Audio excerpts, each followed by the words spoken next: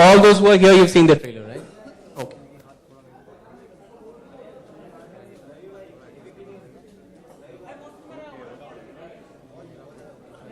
So thanks for coming, and this is about the second trailer launch of Titli. Titli is a film जो बहुत मेहनत से और बहुत टाइम लेके हमने बनाई है. And Titli is the second film of the co-production slate between YRF and DBP. And Titli is a film that started about a year and a half to 2 years ago. And between Kanu and me, it started even before that. 3 साल हो गए. Almost 3.5. 3.5 years. And today it gives me great pleasure to present the family of Titli. Titli is a film about a family, and that family is here. Titli is a film about a father and a son, brothers, a wife.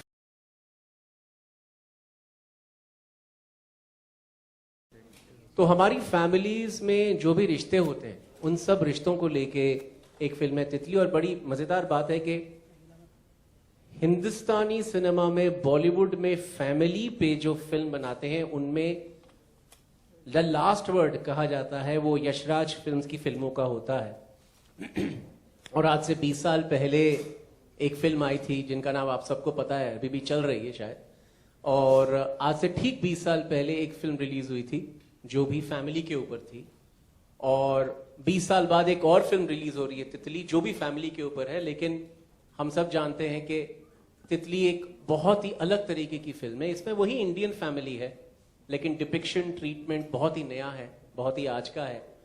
और I feel it's indicator of the change that Indian cinema, Indian society has gone through.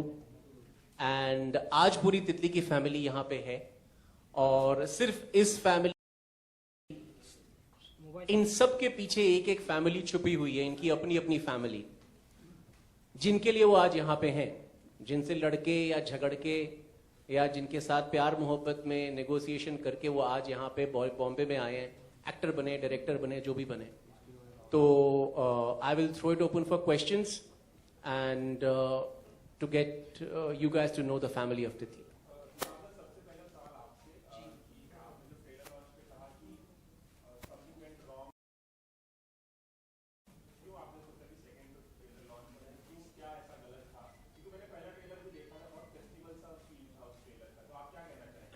ये एक बड़ी अजीब दुविधा है. मैं हिंदी में ही बोलता हूं क्योंकि आपने सवाल हिंदी में किया है.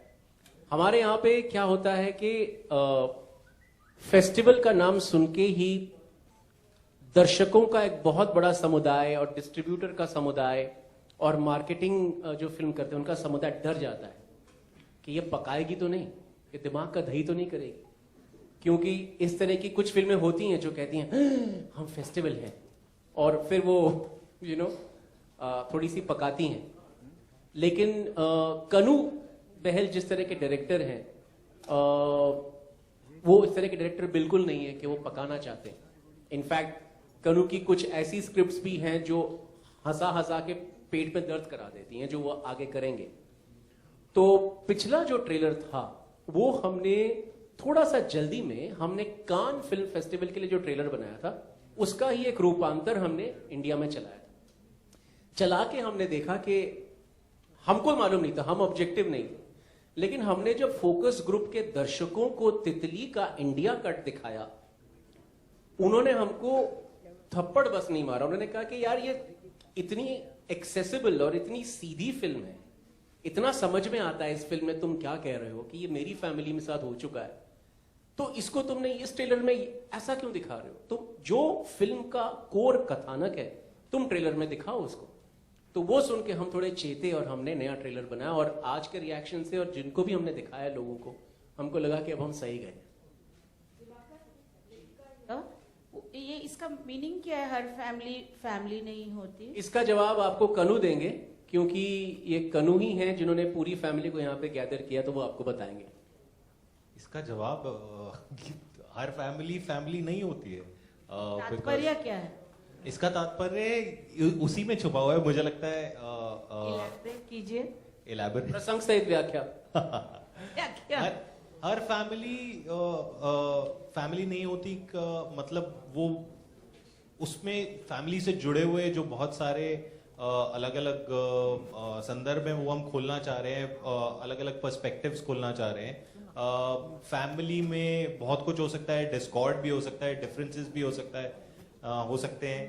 खासकर इंडियन फैमिलीज बहुत ही ज़्यादा स्ट्रेंज होती हैं। जैसे हम लोग आपस में बात करते थे शूट में, तो एक हमारा अपना कोड था कि हिंदुस्तानी फैमिलीज में से एक चाय पियोगे मोमेंट बहुत ज़्यादा होते हैं। जैसे कि बहुत ज़्यादा झगड़ा होता है, बहुत ज़्यादा तकरार होती है और 1 घंटे तक 1.5 घंटे तक सब प्लेट कप तोड़ने के बाद कोई एक दूसरे से बात नहीं करता और फिर झगड़ा खत्म होता है चाय पियोगे से।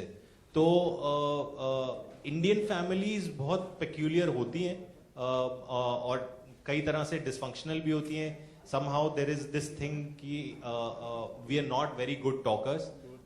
तो फिल्म इसके अराउंड कुछ चीजें फैमिली के अराउंड खोलने की कोशिश करती है और उसी पर्सपेक्टिव के बारे में ज्यादा बात करने की कोशिश कर रही है कि हर फैमिली क्या फैमिली होती है और अगर होती है तो किस तरह होती है और नहीं होती है तो किस तरह होती है। Ranveer, would you like to refresh your memory and tell us about any peculiarity that he is mentioning? You may Of have course, yeah, experienced in real. If I've experienced in real, okay, that would be telling. But I think I'd like to elaborate a little bit on what Kanu has just said. I think when we talk about family, we talk about a certain kind of idealism which goes with family. माँ बाप का प्यार, भाइयों के बीच में जो camaraderie वगैरह वगैरह। I think what her family नहीं होती means is that lot of times you find people thrown into those relationships, but they are missing the core emotions. कि भाई और भाई वो भाई तो है लेकिन कमराडरी नहीं है, भाईचारा नहीं है। अगर माँ बाप हैं, अगर बाप बच्चा है तो बाप का प्यार है होना चाहिए, बट एक्चुअली वो इज इट प्यार? यहाँ प्यार के साथ is there some kind of violence associated with it? अब आप जो कह रही थी, जैसे मेरा कोई अपना पर्सनल एक्सपीरियंस, तो एक चीज जिसने मुझे इस स्क्रिप्ट की ओर बहुत खींचा था, because I have seen certain amount of violence travelling family to family, generation to generation. मेरे भाइयों ने मुझे पीटा, क्यों? क्योंकि मेरे पिताजी ने उनको पीटा। मेरे पिताजी ने उनको क्यों पीटा? क्योंकि मेरे दादा ने मेरे पिताजी को पीटा। तो this is part of how our families, but I am saying इसको कहते हैं हम लोग फैमिली है, but is it family? That is what it means कि हर फैमिली नहीं होती। So meaning core emotions from relationships have mutated when they meet with reality. Like I said, family के साथ कुछ आइडियलिज्म जुड़ा हुआ है।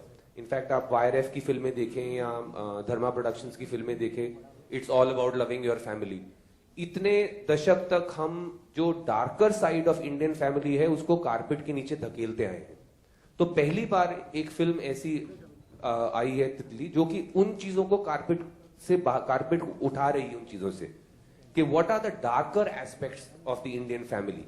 उसमें पेट्रियार्की भी है, उसमें जो फैमिली का आइडियलिज्म है, व्हेन इट मीट्स रियलिटी, किस तरह से वो इमोशंस और वो रिलेशनशिप्स म्यूटेट करते हैं, व्हिच मेक्स यू वंडर कि is this what it's actually supposed to be. एक उदाहरण दूंगा। आप में से काफी सब जर्नलिस्ट ही हैं। आप में से किनके पिताजी ने बोला था कि वाह तुम जर्नलिस्ट बनने जा रहे हो? किसने बोला? आपको तो ये बोला था ना कि ये रहा फॉर्म इंजीनियरिंग कॉलेज का, ये रहा फॉर्म इंग्लिश में MA का, ये लो पकड़ो, उधर जाओ करो। जब आपने कहा नहीं पिताजी मैं पत्रकार बनना चाहता हूं, या माँ मैं पत्रकार बनना चाहता हूं, तो तमाचा पड़ा होगा। या रात को माताजी मासी को फोन करी, पता नहीं क्या कह रहा है, जर्नलिस्ट बनेगा। वो साथ वाला देखो जोशी का लड़का, उसने तो सेट पास कर लिया, ये तो पता नहीं क्या। तो मैं अभी भी अपने माँ बाप से कभी कभी सुनता हूं ये। आप जरा अपने फैमिली के बारे में बताएं बावला सर। मैं इस पे ऐड करना चाहूंगा, फैमिली नहीं होती है, और उसके बाद एक उदाहरण देना चाहूंगा अपनी लाइफ से कि मैं कानपुर से हूँ। हम लोगों का लेदर का काम था, हम लोग लेदर के जूते बनाते थे, बेचते थे। तो ऑब्वियसली पापा का मन था कि हम लोग उनकी मदद करें। अब पापा का आई थिंक कुछ जब हम लोग 10, 12, 15 साल के हुए तो आई थिंक उनको खुद का मन जो है वो उचड़ गया अपने काम से, खुद ही का उचड़ गया। तो उन्होंने ये डाल दिया हमारे ऊपर कि क्योंकि बच्चे मेरी मदद नहीं कर रहे हैं मेरे काम में और ये बेकार है, निकम्मे हैं, नकारा है, कोई दिल्ली जाना चाहता है, कोई कहीं जाना चाहता है पढ़ने, तो मैं अपना धंधा ही बंद कर देता हूँ। तो चक्कर ये है कि आप जब फैमिली की बात करते हो तो आपको एक फोटो दिखाई देता है जिसमें कि जैसे कि तितली का एक पोस्टर है यहाँ पे पीछे हमारे, कि एक हंसते हुए पापा हैं, एक बहुत ही भोली भाली सी मम्मी है, 2 मासूम से बच्चे हैं, और इस तरीके का आपको एक हैप्पी फैमिली दिखाई देता है। बट क्या वो असलियत है? क्या वही चल रहा है या वो सिर्फ दिखाया जा रहा है? तो बेसिकली जैसे रणवीर ने और दिबाकर ने बोला कि हम जो तहे हैं उसको खोलने की कोशिश कर रहे हैं कि जो असलियत में पीछे हो रहा है उसको आपके सामने लाके दिखाएं। अब ऐसा नहीं है कि हमारी वाली फैमिली में प्यार नहीं है, हमारी फैमिली में प्यार बहुत है, जैसे कि ट्रेलर में आपने देखा, वो भी प्यार दिखाने का एक नजरिया है कि यार तुम मेरी बात नहीं सुन रहे हो तो अब तुम्हें चांटा पड़ना तो जरूरी है, या तुम अगर ये नहीं वो नहीं करोगे तो मैं तुम्हें कमरे में बंद कर दूंगा। तो इस तरीके की जो बातें हैं, इस वजह से आई थिंक ये स्लोगन फिट बैठता है कि जो फैमिली का हमारे दिमाग में जो मामला है कि ऐसी होती है फैमिली और इसी को फैमिली कहते हैं, तो क्या हकीकत में वो फैमिली है कि नहीं? एक्चुअली हम सब वो झेल चुके। इस फिल्म में मैं यही कहना चाह रहा था कि हम आप सब अलग अलग रूप से जो तितली की फैमिली में हो रहा है हम सब झेल चुके हैं। एक इंसान इस रूम में ऐसा नहीं है जो कभी ना कभी उस मुकाम से नहीं गुजरा होगा कि उस पैदा हो गया हमें, यू नो। तो ये जो एक, लेकिन साथ साथ वो प्यार भी, दैट्स व्हाट। ऑफ कोर्स तितली में थोड़े मतलब इट्स नॉट टू से कि आपके मतलब फैमिली भी क्राइम में है, बट पॉइंट इज कि वो एक्सट्रीम्स में आपको to evoke that feeling, to understand that, थोड़ा एक्सट्रीम्स लिए गए। बट आपने जो आपके सवाल से इतना बड़ा शुरू हुआ है सेशन कि द पॉइंट बीइंग कि फैमिली, हर फैमिली नहीं होती, मीनिंग कि the core emotions you wonder is this what family supposed to be. By the way, ये जो क्राइम है, ये जो क्राइम है, ये तितली के फैमिली के लिए क्राइम नहीं है। पापा ने तो बोला है अच्छे से बेटे जाके काम करो, फिर हम वैष्णो देवी जाते हैं, और वो काम क्या है वो आपने देखा है। तो for Titli's family is not a crime, वो तो धंधा। Hi Dibakar, Alok here. मेरा सवाल आपसे है कि फिल्म का नाम तितली, क्या ये लड़के का नाम तितली है या क्यों पड़ा हुआ है? जो ये नाम लेके पैदा हुआ है और जिसकी बदकिस्मती है कि उसके ऊपर ये फिल्म बन रही है, मैं उसी को माइक देता हूँ, वो आपको बताएगा। मैं उसमें तितली का किरदार निभा रहा हूँ। एंड जैसे रणवीर ने कहा, मैंने बचपन से थैंकफुली मैं बेटा नहीं हूँ और मेरे पेरेंट्स बहुत सपोर्टिव हैं, पर इस सपोर्ट के पीछे भी मतलब बीच में बहुत चीजें अनकही रह जाती हैं। इंडियन फैमिलीज में जरूरी बातें नहीं होती हैं बिल्कुल भी, जो दिल में तुम कुछ कहना चाहते हो, चाहे गर्लफ्रेंड की बात हो चाहे कुछ हो, इंडियन फैमिलीज कम्युनिकेट नहीं कर पाती। और मैंने भी खुद ये रिलेट किया, शायद बहुत प्यार मिला मुझे बचपन में, मैंने नहीं बहुत थप्पड़ खाए हैं, बहन से बहुत खाए होंगे पर माँ पिता से नहीं खाए। तो ये जो सब्जेक्ट मैटर था फिल्म का, मैंने इसलिए रिलेट किया इससे क्योंकि मैं भी इन चीज़ों से बीत चुका हूँ और ये बहुत चीज़ें मेरे मन में चलती हैं परिवार के बारे में। माँ बाप से जो नहीं खाए वो हमने पूरे कर दिए। बिल्कुल, मैंने आपको हम लाइव डेमोन्स्ट्रेशन दे देते हैं यहाँ पे। बिल्कुल नहीं, सवाल ये था कि आपका तितली नाम, आपका नाम तितली कैसे पड़ा? मेरा ये, अगर पिताजी भी चाहे तो बता सकते हैं। तितली नाम रखने का एज राइटर्स रीजन यही था कि फिल्म काफी हद तक पेट्रियार्की के बारे में बात कर रही थी और वायलेंस के बारे में बात कर रही थी। तो जाहिर है जब हम कैरेक्टर लिख रहे थे, हम ये सोच रहे थे कि एक लड़का है जो अपने परिवार से भागना चाहता है, बड़ा भाई बहुत हद तक, और उससे भागना चाहता है, और फिल्म पेट्रियार्की के बारे में बात करने जा रही है। तो एक तरह से ये एक कमिंग ऑफ एज फिल्म भी थी, एक तरह से एक फिल्म थी इसके अपने में, तितली के कैरेक्टर के अपने आप में आने की। दूसरा ये था कि एक फेमिनिन नाम हमें सही लग ही रहा था by the sound of it, क्योंकि एक तरह से वो एक तितली की तरह उड़ने वाला था शायद। तो ये एक दो reasons writing point of view से ये थे, जहां एक पॉइंट पे हमको सही लगा कि इस कैरेक्टर का नाम तितली ही हो सकता है या फेमिनिन ही होना चाहिए। बाकी स्क्रिप्ट की माइथोलॉजी के अंदर कहानी ये है कि तितली की जो माँ थी, उसके 2 बेटे हुए और उसके बाद बेटी का इंतजार कर रही थी, बेटी कभी हुई नहीं, तो बेटी नहीं हुई तो तितली का नाम ही तितली रख दिया। अच्छा, मैं इसमें एक चीज ऐड करना चाहूंगा अपने पर्सनल उससे, कि एक मेरे दोस्त हैं, उन्होंने अपने बेटे का नाम रखा है जादू। समझ रहे हैं आप? तो प्यार से कुछ भी नाम रखा जा सकता है। अमित और फिर वो प्यार से रखे हुए नाम को दबाते दबाते उम्र गुजर जाती है, जैसे मेरा एक पेट नेम है जो कि मैं बिल्कुल 20 साल से दफना चुका हूं उसको, तो वो बता नहीं सकता। मैं कह रहा हूं दफना चुका हूं, आप कह रहे हैं बता दीजिए। आज बता दीजिए। आज खोल ही दो So, ना। point ये फैमिली का राज रणवीर खुलना बोल चाहिए। दीजिए आज। रणवीर क्या ये राज मेरे साथ ही जाएगा। मैं I can take a guess, पोंदू।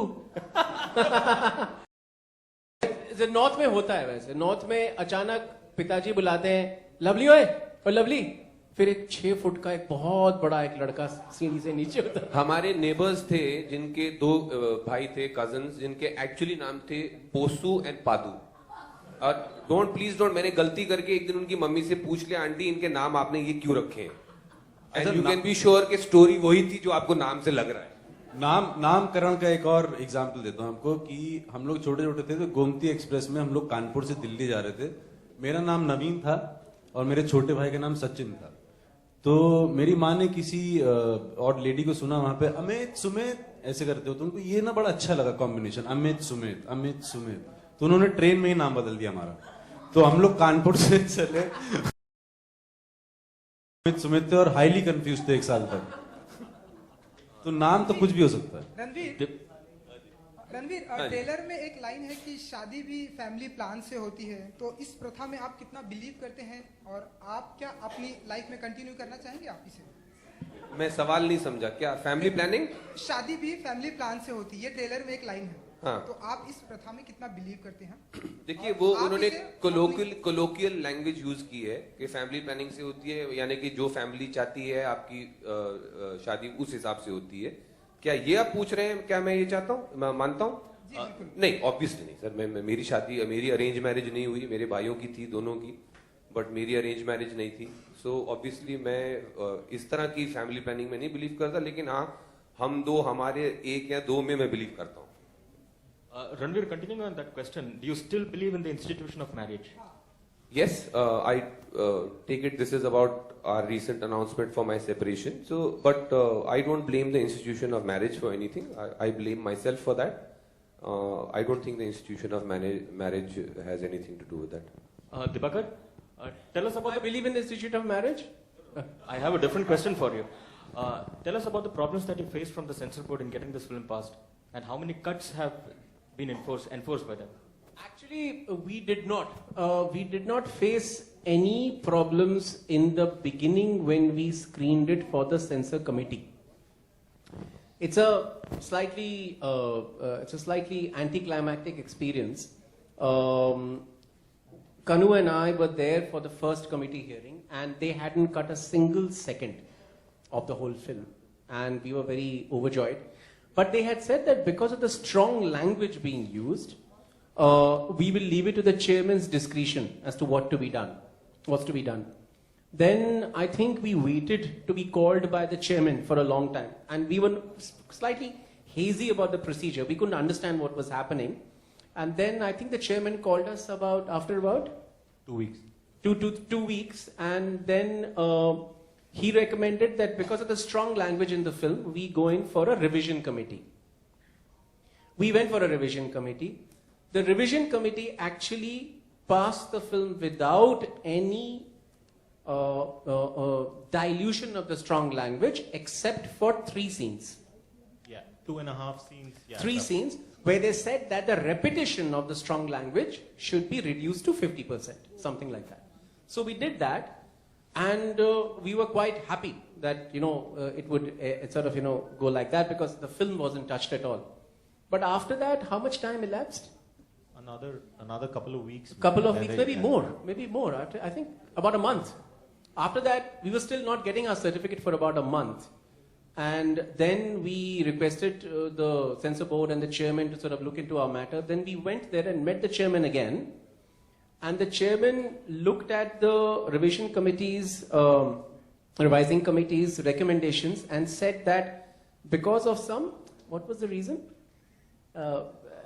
Because of some procedural thing. The whole 50% issue. And The chairman actually could not agree with the revising committee's recommendation because of some technical problem where the revising committee had said according to the guidelines. Now, apparently the guidelines say something else. So we were further confused. We went back and looked at the guidelines. We couldn't understand which guidelines we're talking about. Then again, we met the chairman. And then the chairman told us to sort of, reduce the strong language in all the other scenes. And yeah, correct? That's what he said. So then we had to reduce the strong language in some other scenes as well. And after that, there was another period of waiting, and then we got the censor. So we've been left slightly confused with the whole process, but thankfully the film hasn't been hurt at all. So that was our experience. And later on, we were told that apparently the recommendations of the revision committee cannot be superseded by anybody else, even if it's the chairman. But we are not the legal authority on these, because we make films, and you might think that we know about censor laws deeply or whatever it is, but it's not so. Because the laws are so intricate and so bureaucratic that we can't understand what they are. So sometimes कोई कुछ कहता है तो हम वो मान लेते हैं, उसके बाद कोई और कुछ कहता है तो हम वो मान लेते हैं. So we've told you the sum total of our experience. Now you make the sense of it. Dibakar, hi. The protagonist, okay, here to your left, hi. The protagonist in your film is, like Kanu said, trying to escape a violent and patriarchal society. So do you think he stands for the young Indian man, or do you think this is a film that's going to resonate more in B&C centers? I think first of all he stands for Kanu, because he's been, I mean, during the making of the film I realized I got phone calls from the crew कि ये Kanu ना शशांक को Kanu बना रहा है, क्योंकि Kanu की उम्र ज्यादा है, उसकी वो एक्टिंग वाली शक्ल नहीं है, इसलिए उसने शशांक को लिया और उसको अपने इमेज में पूरा बना के फिर उसको डाल रहा है, फिर अपने पिताजी को भी कास्ट कर दिया as his पिताजी. So first of all, it stands for Kanu. Now, why? That you'll have to ask Kanu. Secondly, I think any family from Delhi to Kanpur to Buenos Aires to Berlin to Nairobi to Jakarta can get this film. I have personally seen proof to this fact. I think family is the most fundamental unit of society that is known to man. अपने ही कुछ चलते रहते हैं, अटकलें चलती रहती हैं. सो और वो अटकलें भी हम सब जानते हैं. बाप इंग्लैंड में भी बाप है, हिंदुस्तान में भी बाप है, नॉर्थ पोल में भी बाप है. बेटा बेटा ही होता है हर जगह. सो दैट एंड फैमिली, बीवी, डॉटर इन लॉ पूरे वर्ल्ड में एक है. मैंने सब जगह थोड़ा सा घूम के देख लिया. It's not so everybody should get this. एक minute, I just want to let Kanu finish the question कि इसको क्यों चुना, अगर खुद क्यों नहीं एक्टिंग की. Sorry, can I get the question again? No, I mean, I asked him. Kanu, you have cast your dad in the film. So कुछ अपने लाइफ से कुछ अपने फिल्म में लिया है? It's got a lot. Actually, it's based on personal experience. That's where it stemmed from. Film की शुरुआत वहीं से हुई थी.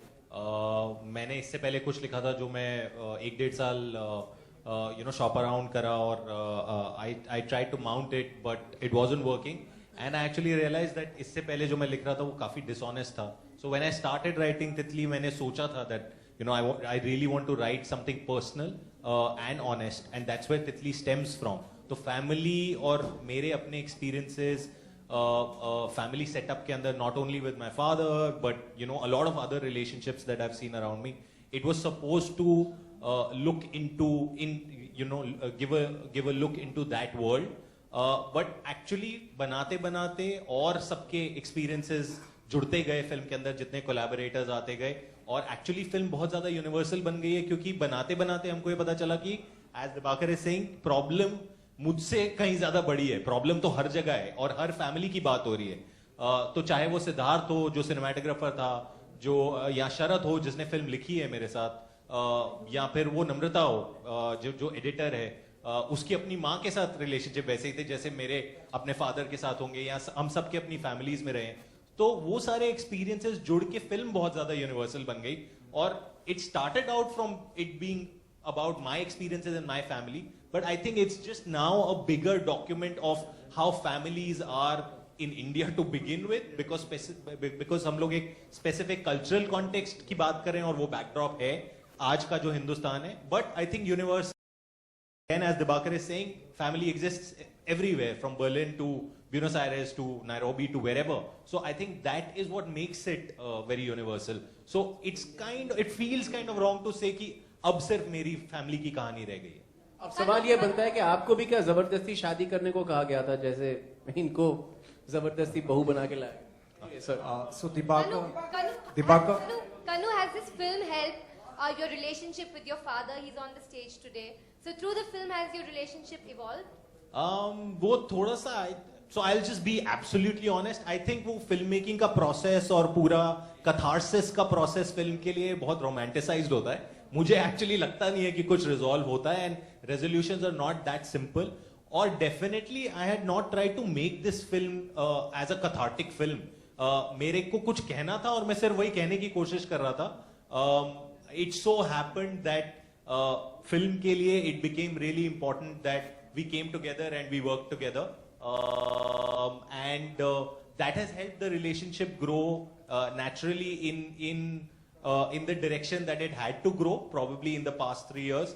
So it has eased out. There's better communication, but I think catharsis थोड़ा सा romanticized word है. मुझे नहीं लगता हमको उसको अंकल को क्या लगता है? loosely use करना है. अंकल से पूछते हैं. बेसिकली बेटा इतना नालायक नहीं निकला जितना सोचा था. नहीं, अंकल आपको क्या लगता है कि कुछ रिश्ता बढ़ा या कि वही? मुझे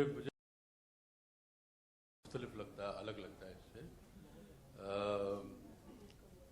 इसके फिल्म के प्रोसेस में, जैसे आप सब लोग जानते हैं, लोगों को पता नहीं होगा, मैं इससे जुड़ना नहीं चाहता था क्योंकि मुझे कहीं थोड़ा अपने पे भी शक था और शक था कि पता नहीं मैं ठीक कर पाऊंगा या नहीं कर पाऊंगा.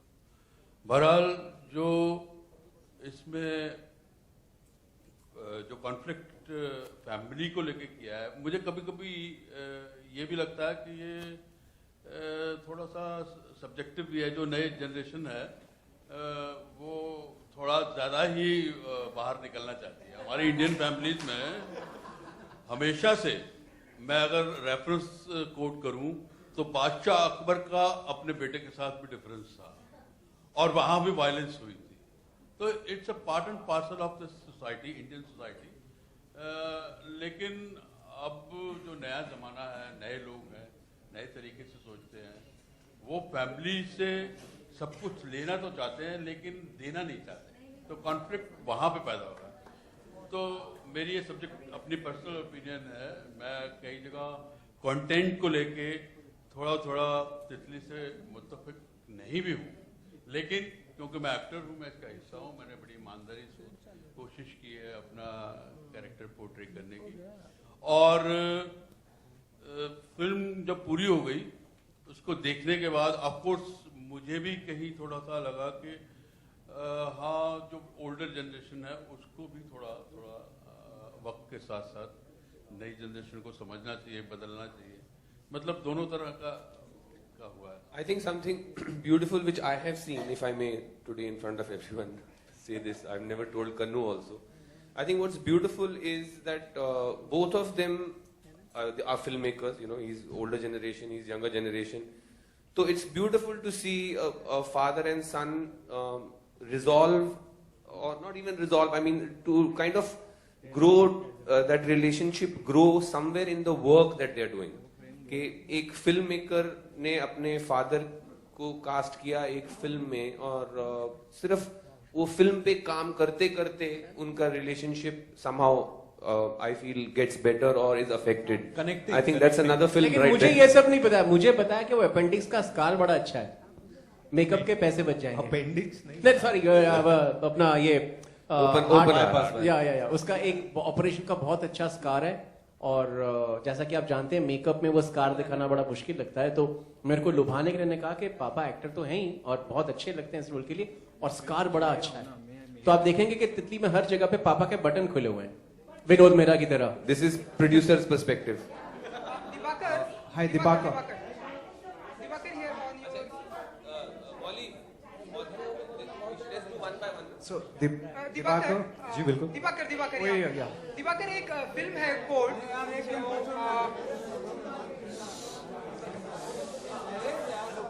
दिवाकर एक फिल्म है कोड जो ऑस्कर में जाने के लिए काफी डिबेट चल रही है, तो मैं आपसे जानना चाहूँ क्या वो आपने फिल्म देखी और आप चाहते हैं कि वो फिल्म ऑस्कर में जाए? मैंने अभी तक फिल्म नहीं देखी, लेकिन मैं चाहता हूं कि इंडिया से जो बेस्ट 3-4 चुनिंदा फिल्में हैं उनको लेके उनमें डिबेट हो कि इनमें से कौन सी जाएगी ऑस्कर, बस। शिवानी, आप एक अकेली एक ब्यूटीफुल लेडी हैं, तो हम जाएं कि आप अपने कुछ किरदार के बारे में बताएं, अपने कैरेक्टर के बारे में बताएं, क्योंकि यश राज की फिल्म से डेब्यू करें आप, जल्दी लोगों को मौका नहीं मिलता। ऑन योर सेंटर यहाँ पर।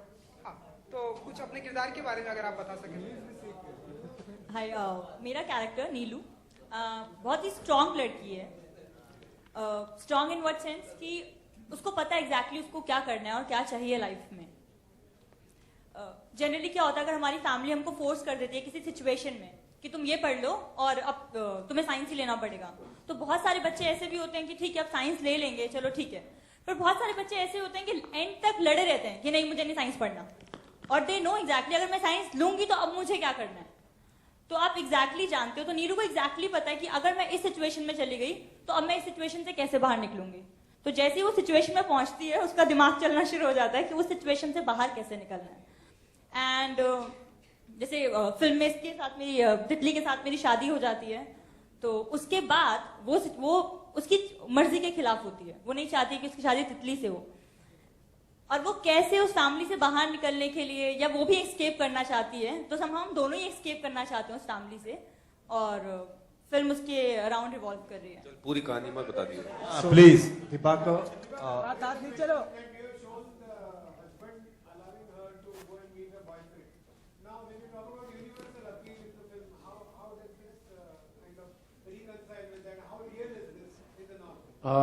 I think the audience will have to answer for itself, because this is something I can't answer for the audience. लेकिन universal situation. And in any case, I don't think our job in the film is to, put out correct relationships or take responsibility for what might be, what needs to be portrayed in a correct way or whatever way. Our job is to mirror what we are seeing around us, and I think that's what we've tried to do through the film. Because I think Kanu was being extremely smart when he plotted the character graph of Neelu and Titli. क्या होता है कि फिल्मों का एक बहुत ही पुराना रिवाज है, तकरार फिर प्यार, तकरार फिर इकरार या प्यार, करेक्ट, प्यार का इकरार। जिस पर तकरार से अगर शुरुआत नहीं होती तो फिर प्यार का मजा नहीं आता। आई थिंक तितली में जो सबसे ह्यूमन चीज है, क्या होता है कि मेरे को याद है कि मैं जब अपनी गर्लफ्रेंड को अपने घर लाता था, तब से और जो मेरी वाइफ है अभी, तब से मेरा अपने पेरेंट्स से रिलेशन चेंज होने लगा।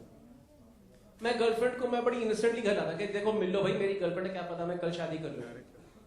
तो मेरे पिताजी माताजी बड़े न्यूट्रल से हो गए, हाँ okay, and suddenly there was a distance, उनसे बात हजम नहीं हो रही थी। तो क्या होता है कि लड़का जब भी अपनी फैमिली बनाने के जाता है, उसकी जो पुरानी फैमिली होती है वो सबसे पहले इनसिक्योर होती है, और ये चीज यूनिवर्सल है, आप सब ने देखा है। और इसे ही हम जनरेशन गैप कहते हैं कि यार हम तो मोहब्बत में हैं लेकिन माता पिता मोहब्बत के खिलाफ है। माता पिता मोहब्बत के खिलाफ नहीं, माता पिता ये सोच रहे कि लड़का भाग जाएगा। यहाँ पे उल्टा हो रहा है, यहाँ पे तितली भागने की कोशिश कर रहा है और उसको बोल रहे इसकी शादी कर दो, कहीं ना भागने वाला ही। शादी कर दी, लेकिन अब शादी के बाद लगता है कि यार ये तो जोरू का गुलाम है, इसकी बीवी तो बहुत चंट है, जैसे हमारे नॉर्थ में कहते हैं, इसका तो अपना एक एजेंडा है, धीरे धीरे माँ बाप को ये भूल रहा है, भाइयों को भूल रहा है, और ये हर फैमिली में होता है। This is the answer to your question. लेकिन what happens is that during the course of the events that happen in Titli, you see this beautiful relationship developing between Titli and Neelu. उनके बीच में एक understanding आती है कि हम दोनों भगोड़े हैं, हम दोनों की लाइफ एक जैसी है, और उन दोनों के बीच में एक नया रिलेशन चालू होता है, और वो इस फिल्म को एक ऐसा क्लाइमैक्स देती है जो हम पहले से एक्सपेक्ट नहीं कर पाते। और मेरे लिए तितली का मजा वहां पे है कि कहां से चालू हुआ और कहां से खत्म हुआ, एंड तक आपको खींच के रखेगा। So Dibakar, over here. So Dibakar, firstly, I would like to congratulate you that as your film has already won 8. Yeah, over here to your left. Yeah. And it has been screened worldwide. The Cannes Film Festival. My film, Kanu's film. Yeah, oh, sorry. Yeah, exactly. Fine. So the thing is that I just want to know, as just Ranveer just mentioned that this film Titli brings about the darker aspects of life. Is it that you guys are a bit want to change the family aspects of Indian society? मैं तो बिल्कुल चाहता हूँ. I want to change all the aspects of Indian family. मेरे लिए operation की शुरुआत family से होती है. मैं साफ कह रहा हूँ. सबसे पहले ये मत करो, वो करो, ये करना चाहिए, वो नहीं करना चाहिए. जो सबसे पहले कोई भी एक भारतीय वो ना पॉलिटिशियन से सुनता है, ना धार्मिक गुरु से सुनता है, वो सबसे पहले अपने माता या पिता से सुनता है कि ये मत करो, वो करो. और इससे क्या होता है कि पूरी जनरेशन बन जाती है. हम हाथ जोड़ के चलते हैं, हमें क्या करना चाहिए, हमें क्या नहीं करना चाहिए. हमारे किसी भी माता पिता मिडिल क्लास में ये नहीं बोलते कि बेटा 12th क्लास पास कर लिया, ये ले रक्सैक, ये ले साबुन तेल, ये ले कपड़े, जा पूरा भारत दर्शन करके आ, फिर तेरे से बात करता हूं. कभी किसी मैं तो चेंज करना चाहता हूं. मेरे को तो पता है इंडियन फैमिली को मैं चेंज करना चाहता हूं. One question.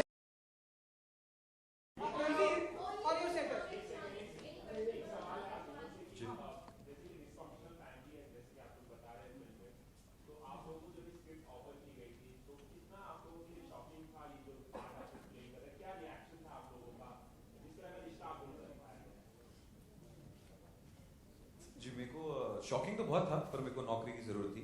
तो जितना भी मैं शौक हुआ, मैं स्क्रिप्ट पढ़ के खुश भी हुआ. बहुत खूबसूरत तरीके से लिखी गई थी और बहुत इंटरेस्टिंग थी. और एक ये जो लड़का था वो दिल्ली के एक इलाके से है, जो मैं दिल्ली में पैदा हुआ हूँ, और पर मैं दिल्ली के बारे में कुछ नहीं जानता हूँ. और मुझे ये समझ आया तितली स्क्रिप्ट पढ़ के कि जो हमारे देश में चल रहा है, जो ये पेट्रियार्कल, जो ये मैस्कुलिनिटी ओवरडोज हो रहा है, मैं उसके बारे में कुछ नहीं जानता हूँ. बिकॉज मैं एक शेल्टर्ड लाइफ जी हाँ, और सबके बीच में मेरे को कुछ नहीं समझ आया. तो मैं शौक ज़रूर हुआ, मैं खुश ज़्यादा हुआ.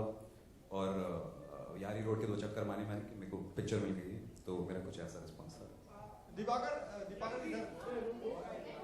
जब मैंने स्क्रिप्ट पढ़ी थी पहले, तो मैं एक्चुअली शॉक में थी, क्योंकि मैं बॉलीवुड फुल ऑन फॉलो करती आई हूँ बचपन से, और मुझे हीरोइन बनना था. तो फॉर मेरे लिए तो ये स्क्रिप्ट बहुत ज़्यादा खतरनाक थी. और जैसे मैंने अपनी फैमिली को देखा था, तो मुझे लग रहा था यार ये बहुत ज़्यादा ये क्या लिख दिया है, ये बहुत डार्क है. और डार्क भी किस सेंस में कि because the kind of person I am, मुझे चीज़ें बहुत वाइट दिखती हैं. मेरे लिए सिर्फ ब्लैक और वाइट 2 जोन हुआ करते थे, और मैं शिवानी को हमेशा वाइट जोन में रहना है. ठीक है, I want to be a good girl, और सब कुछ अच्छा होता है, इवेंचुअली सब कुछ अच्छा हो जाता है, वो सब बिलीव करती थी मैं. बट तितली ने मुझे एक्चुअली बहुत ज़्यादा सिखाया है और चेंज किया है. बिकॉज जब मैंने स्क्रिप्ट पढ़ी, तब मैंने रिलेट करना शुरू किया. अपनी फैमिली में वो चीज़ें याद होता है ना, आप जब पढ़ लेते हो चीज़ें तो आपको याद आता है, आप रिलेट करते हो हर सीन के साथ. तो मैंने हर सीन के साथ रिलेट किया, तो मुझे लगा एक्चुअली कुछ गुड है ही नहीं, सब कुछ ग्रे में फॉल कर रहा है. सो उसके बाद से I started enjoying the process. I think that was the beauty of the script, which was written by Kanu and Sharat. It's one of the finest screenplays I have read in recent times. मतलब ऐसे ही script पढ़ने के लिए भूखा रहता हूँ मैं. And kudos to them for a fabulous script. Dibakar social networking media पे कुछ ऐसे लोग हैं जो जानना चाहते हैं कि आपका इन फ्यूचर, अरे बच्चों बैठ जाओ. रणवीर, सोशल नेटवर्किंग मीडिया पे कुछ ऐसे लोग हैं जो जानना चाहते हैं कि इन फ्यूचर आप सिंगल ही रहेंगे या शादी करेंगे. यार तितली के बारे में बात करते हैं, मैं इसका क्या लेना देना. दीपाकर तितली के बारे में बात करते हैं. दीपाकर जिस तरह से ये आपने कैरेक्टराइजेशन किया है पिक्चर का, जो भी कैरेक्टर्स लिखे गए, उस लैकनेस ऑफ एजुकेशन कहीं ना कहीं दिखाई देता है कैरेक्टर्स में. अब आप एजुकेशन की बात छेड़ रहे हैं, तो मैं फिर उल्टा क्वेश्चन करूंगा कि एजुकेशन का मतलब क्या है. एजुकेशन का मतलब आप ये कह रहे हैं कि माता पिता की बात सुनो, सदा सुबह उठ के नमस्कार करो. मैं उस एजुकेशन में बिलीव नहीं करता हूँ. तो नहीं, ये एजुकेट करने के लिए नहीं बनी, ना ही ये दिखाने के लिए बनी है कि इसमें एजुकेशन खराब है. ये बस ये दिखाने के लिए बनी है या कि पहली बात है कि स्टोरी बहुत इंटरेस्टिंग है, एंगेजिंग है, एंटरटेनिंग है, इसलिए